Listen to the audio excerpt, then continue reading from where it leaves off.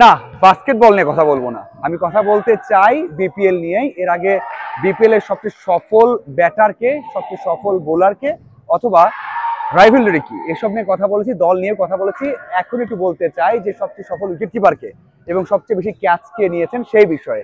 সবচেয়ে সফল উইকেট কিপারকে, এই প্রশ্নের উত্তরে হয়তো অনেকেই বলতে পারবেন বা অনেকেই হয়তোবা মতামত দিবেন বা একটা নামই বলবেন, কারণ তার নাম বলা হয় বা তাকে বলা হয় বাংলাদেশের সেরা উইকেট কিপার। সেটা ঘরোয়াতে হোক অথবা ইন্টারন্যাশনাল ম্যাচ হোক। হয়তো তার ব্যাটিং নিয়ে একটু আলোচনা হয়, সমালোচনা হয়, তবে তার উইকেট কিপিং নিয়ে কোনো সমালোচনা নেই। তিনি হচ্ছেন নুরুল হাসান সোহান।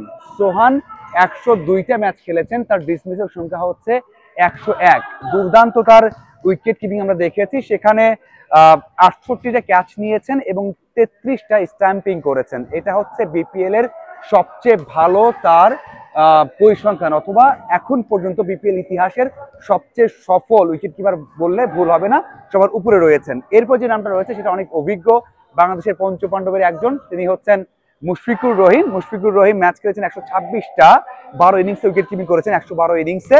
সেখানে তার ডিসমিসের সংখ্যা 85, 73টা ক্যাচ এবং 12টা স্ট্যাম্পিং করেছেন।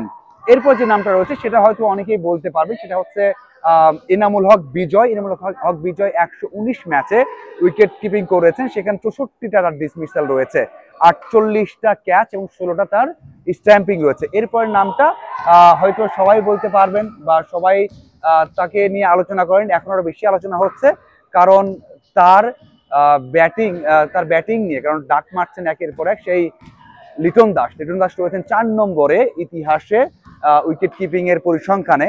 ম্যাচ খেলেছেন 95টা, 59টা তার ডিসমিসাল, সেখানে ক্যাচ নিয়েছেন 39 এবং তার স্ট্যাম্পিং সংখ্যা 20টা। হ্যাঁ, এই সংখ্যাটা একটু বেশি বা ভালো বলতেই হয়। এবং লাস্ট 5 নম্বরে রয়েছেন যে নামটা, সেটা হচ্ছে মোহাম্মদ মিঠুন। মোহাম্মদ মিঠুন 111 ম্যাচ খেলেছেন, সেখানে 44টা ডিসমিসাল, 31টা ক্যাচ এবং 13টা তার রয়েছে স্ট্যাম্পিং। এই হচ্ছে উইকেট কিপিং এর স্ট্যাট।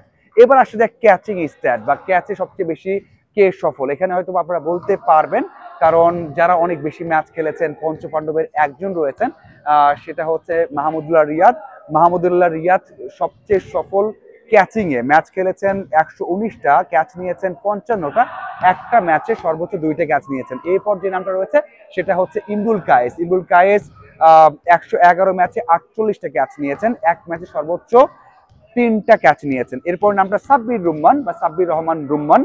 ম্যাচ খেলেছেন 96, তার ক্যাচ নিয়েছেন 44টা, এক ম্যাচে সর্বোচ্চ 4টা ক্যাচ নিয়েছেন সাব্বির রুম্মান। এরপর দুই নাম, সেটা হচ্ছে আরিফুল হক এবং শুভাগত হোম। এই হচ্ছে 5 জন টপ ক্যাচ টেকার বিপিএল এর ইতিহাসে। তার মানে সবচেয়ে ডিসমিসালের তালিকাও জানা হয়ে গেল, সবচেয়ে বেশি ক্যাচ নিয়ে তালিকা হয়ে গেল। একটা ছোট্ট রেকর্ড দিয়ে শেষ করতে চাই, সেটা হচ্ছে একটা আসরে সবচেয়ে বেশি ডিসমিসাল করেছেন নুরুল হাসান সোহান 2বার, মানে 2 আসরে সর্বোচ্চ ডিসমিসাল তার।